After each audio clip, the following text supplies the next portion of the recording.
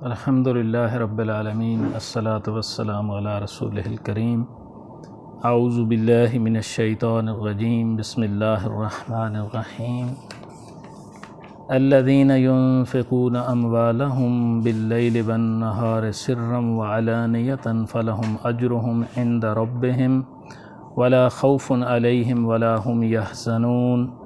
الذين يأكلون الربا لا يقومون إلا كما يقوم الذي يتخبطه الشيطان من المس،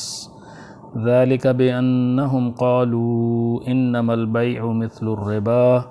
وأحل الله البيع وحرم الربا، فمن جاءه موعظة من ربه فانتهى فله ما سلف وأمره إلى الله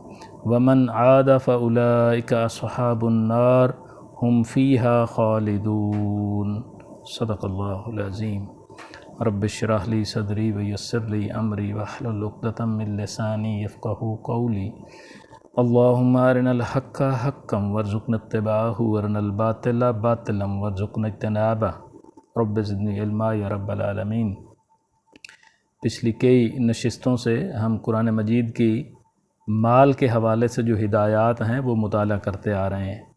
کہ رزق حلال کمانا ہے اور صحیح جگہ پہ خرچ کرنا ہے۔ تو قرآن مجید نے زیادہ زور جو ہے وہ خرچ کرنے پہ دیا ہے، کمانے پہ تھوڑا زور دیا ہے۔ جیسے کہ ہم دیکھتے ہیں کہ اولاد سے محبت کرنے کے اوپر زور نہیں دیا، والدین سے محبت کرنا اور ان کی خدمت کرنے پہ زور دیا ہے۔ کچھ چیزیں ہیں جو اللہ تعالیٰ نے انسانی فطرت کے اندر ان کی محبت ڈال دی ہے، جیسے مال کی محبت ہے کہ انسان اس فطری محبت کی وجہ سے مجبور ہے کہ بھاگ دوڑ کرتا ہے، محنت کرتا ہے، کمائی کے نئے نئے ذرائع ڈھونڈتا ہے اور چلتا رہتا ہے۔ جبکہ حکم یہ دیا جا رہا ہے کہ جو اللہ سبحانہ و تعالیٰ نے دیا اس کو خرچ کرو، خرچ کرو، خرچ کرو۔ اور خرچ کرنے کے حوالے سے ہمارے سامنے یہ ہدایات آ چکی ہیں کہ جب لوگوں نے پوچھا آپ صلی اللہ علیہ وسلم سے کہ کیا خرچ کریں تو جواب دیا گیا جو بھی ضرورت سے زیادہ ہے۔ تو جو تقوی کا لیول ہے، جو اعلیٰ ترین لیول ہے، جو آپ صلی اللہ علیہ وسلم نے اور صحابہ کرام کی اکثریت نے بھی اختیار کیے رکھا، وہ یہ ہے کہ جو بھی مال آیا ہے اس کو اپنی جائز ضرورتوں پہ خرچ کیا ہے اور باقی جو ہے وہ اللہ تعالیٰ کے راستے میں خرچ کر دیا ہے۔ اللہ کے راستے میں خرچ کرنے کے لیے دو اہم جگہیں ہیں، ایک غریبوں، یتیموں، مسکینوں، رشتہ داروں پر خرچ کرنا، اور دوسرا اللہ تعالیٰ کے دین کی سربلندی کے لیے خرچ کرنا، جسے انفاق فی سبیل اللہ کہتے ہیں۔ تو دونوں کے لیے ہدایات ہمارے سامنے آئیں، اور اس خرچ کا کم سے کم جو قانونی لیول ہے جس سے نیچے پھر بندہ مسلمان نہیں رہتا، وہ زکوٰۃ کا نصاب ہے کہ اللہ تعالیٰ نے آپ کو مال دیا تو اس میں سے کم از کم نصاب کے مطابق سال بعد جو نصاب بنتا ہے وہ زکوٰۃ کا وہ خرچ کریں گے تو آپ مسلمان رہیں گے۔ اور اس سے اوپر کی لمٹ جو ہے تقویٰ کی وہ یہ بیان کر دی گئی کہ جو بھی ضرورت سے زائد ہے وہ خرچ کر دیجئے۔ پھر آگے خرچ کرنے کے حوالے سے آیا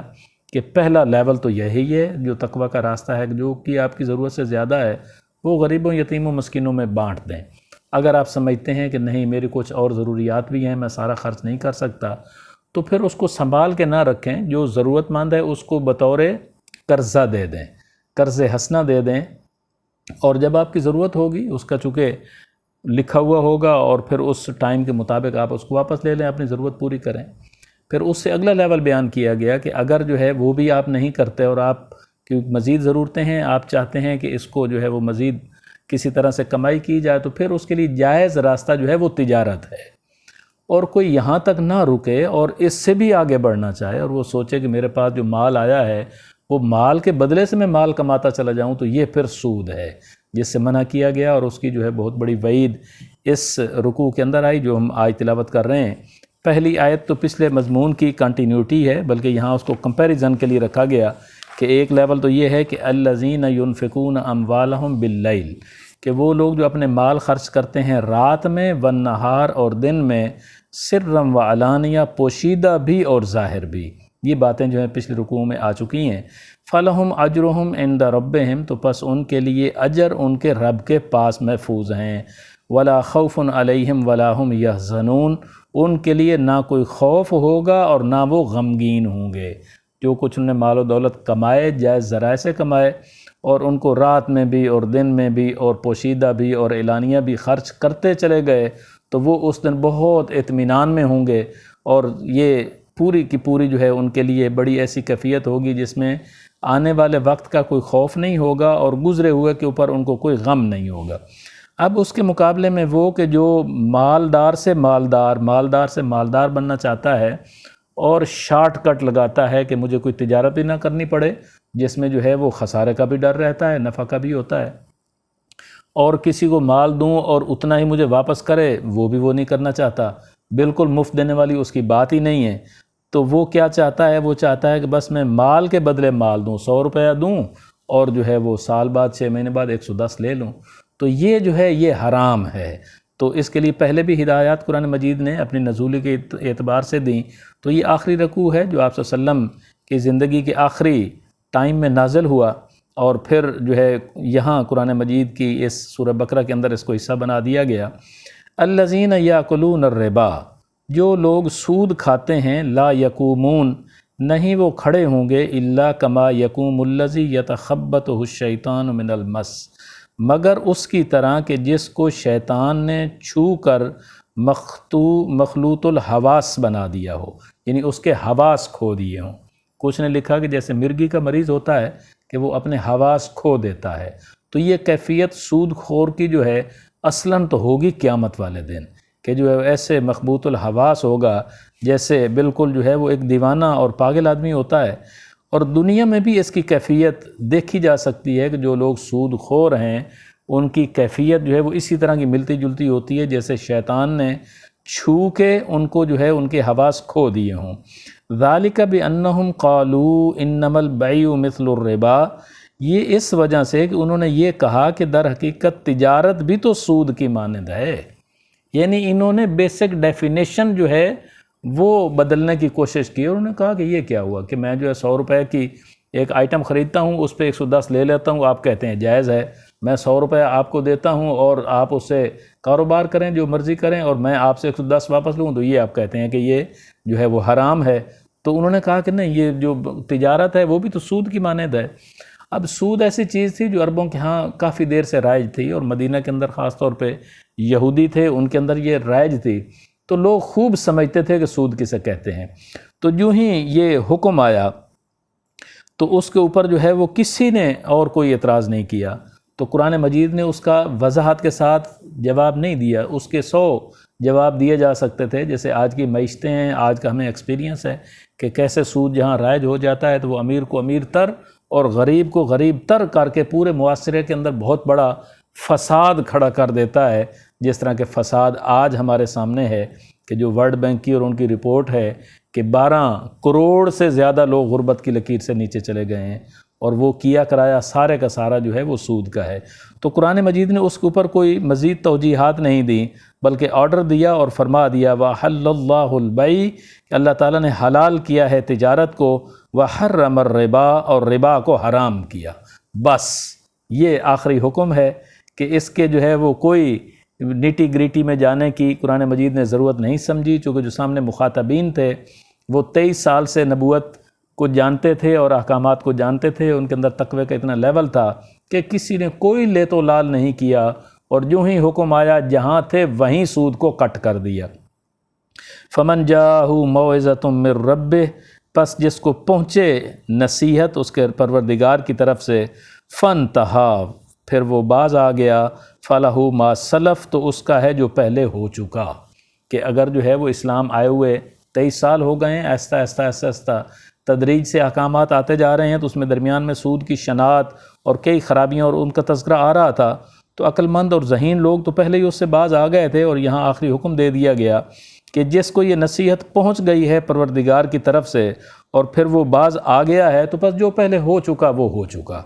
وَأَمْرُهُ إِلَى اللَّهِ، اس کا معاملہ اللہ کے سپرد ہے۔ وَمَنْ عَادَ، اور پھر جو اب لوٹے گا دوبارہ کرے گا، فَأُولَٰئِكَ أَصْحَابُ النَّارِ، تو یہ دوزخ والے ہیں، ہم فیہا خالدون، ہمیشہ ہمیش اس کے اندر رہیں گے۔ یعنی جس کو یہ پیغام پہنچ گیا کہ سود حرام ہے اور اس کے باوجود بھی اس نے جو ہے یہ سلسلہ جاری کیا، تو پھر اس کے لیے جہنم کی وعید ہے۔ یمحق اللہ الربا، مٹاتا ہے اللہ تعالیٰ سود کو، وَيُرْبِِ الصَّدَقَاتِ، اور بڑھاتا ہے خیرات کو۔ یہ وہ بات ہے قرآن مجید کی جو اتنی جلدی سمجھ نہیں آتی جب تک کہ انسان تقوی کا راستہ اختیار نہ کر لے۔ عام لوگوں کو یہی نظر آتا ہے کہ سود پہ جب مال دیتے ہیں تو مال تو بڑھتا ہی چلا جاتا ہے، بڑھتا ہی چلا جاتا ہے۔ اور کہاں ہم دیکھیں ہیں کہ ایک آدمی جو ہے پاکستان کی حکومت لے لیں یا کسی فرد کا معاملہ لے لیں، کوئی چیز سود پہ اگر لے لے تو بس پھر سود ایسے حساب سے بڑھتا ہے کہ ساری زندگی اس کی جان نہیں چھوٹتی، جتنا اس نے لیا اس سے کئی گنا واپس بھی کر دے گا، پھر بھی بڑھتا چلا جائے گا۔ تو انسان کو نظر تو یہی آتا کہ یہ تو بڑھنے والی چیز ہے، لیکن فرمایا یہ گیا کہ نہیں، اللہ کے ہاں جو سود ہے وہ بڑھتا نہیں ہے، مٹتا ہے، صدقات بڑھتے ہیں۔ جو قیامت والے دن لوگ کھڑے ہوں گے تو دیکھیں گے کہ وہ آپ کا 1 روپیہ خرچ کیا ہوا کہاں سے کہاں پہنچ گیا، اور جو سود پہ لینے والے تھے وہ کہاں ذلت میں پہنچ گئے۔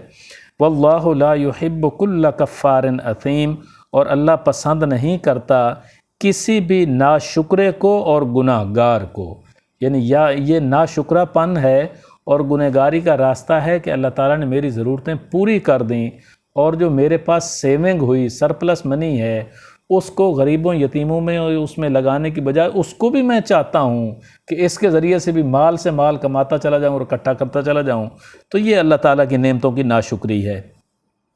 اس کے مقابلے میں ان الذین آمنوا وعملوا الصالحات، بے شک وہ لوگ جو ایمان لائے اور نیک اعمال کرتے رہے، واقاموا الصلاۃ، اور انہوں نے نماز قائم رکھی، وآتوا الزکاۃ، اور زکوٰۃ دیتے رہے،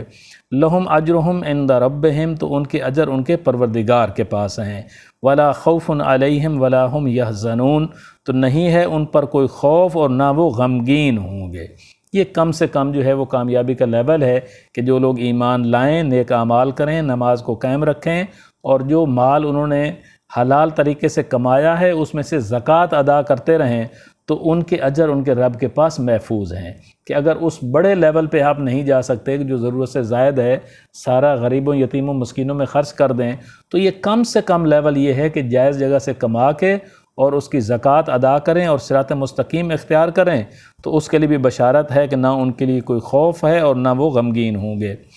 یا ایھا الذین آمنوا، اے وہ لوگو جو ایمان لائے ہو، اتقوا اللہ، اللہ کا تقوی اختیار کرو، وذروا ما بقی من الربا، اور چھوڑ دو جو سود باقی رہ گیا، ان کنتم مؤمنین، اگر تم ایمان والے ہو۔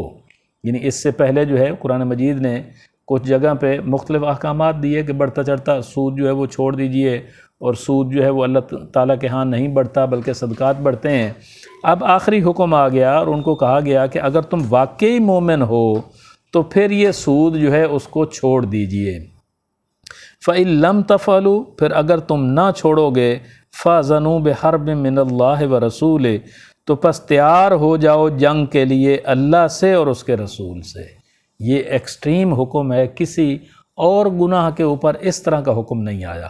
قرآن مجید نے ان کو چیلنج دے دیا کہ وہ لوگ جن کو یہ خبر پہنچ گئی کہ سود حرام ہے اور پھر بھی اس کے اوپر قائم رہے، تو فرمایا کہ بس پھر ان کے لیے اعلان جنگ ہے اللہ کی طرف سے اور رسول اللہ صلی اللہ علیہ وسلم کی طرف سے۔ اور آج ہم جب اپنے آپ کو دیکھتے ہیں بحیثیت اسٹیٹ، تو ہر آدمی کسی نہ کسی طریقے سے اس کے اندر ملوث ہو جاتا ہے، چونکہ وہ تنخواہ کا معاملہ ہو، چھوٹے موٹے کاروبار کا بھی معاملہ ہو، تو معاملہ بینک سے ہو کے گزرتا ہے، تو بینکنگ کا پورا نظام جو ہے وہ اس سود کی لپیٹ کے اندر ہے۔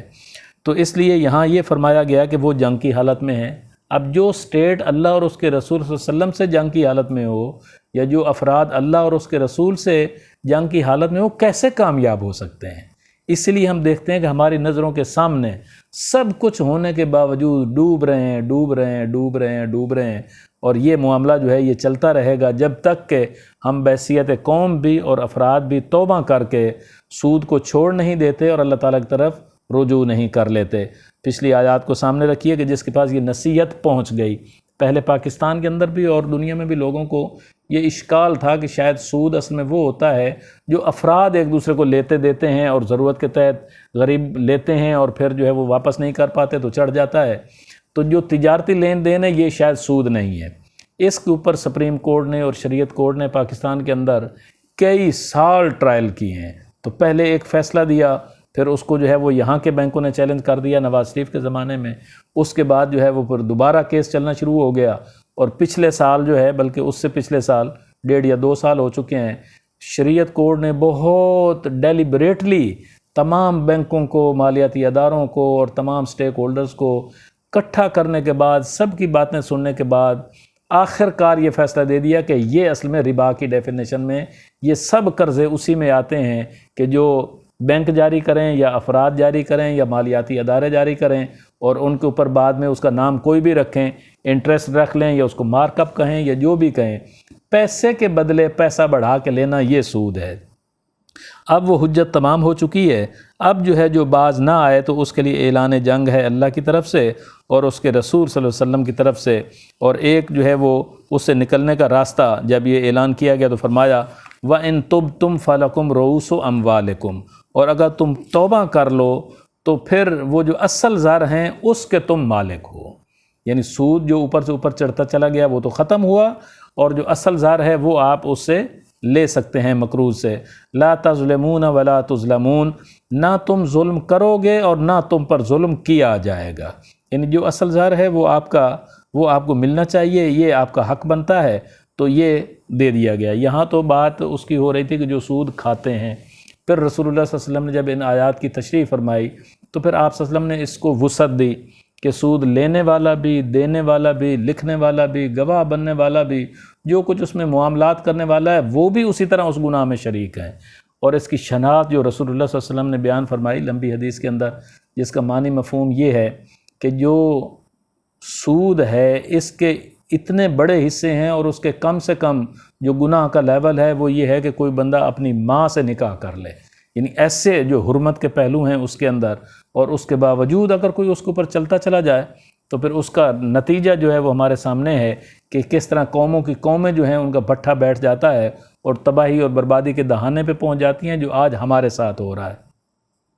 وَإِن كَانَ ذُو عُسْرَةٍ فَنَظِرَةٌ إِلَىٰ مَيْسَرَةٍ، اور اگر وہ تنگ دست ہو تو مہلت دیجئے اس کو کشادگی تک۔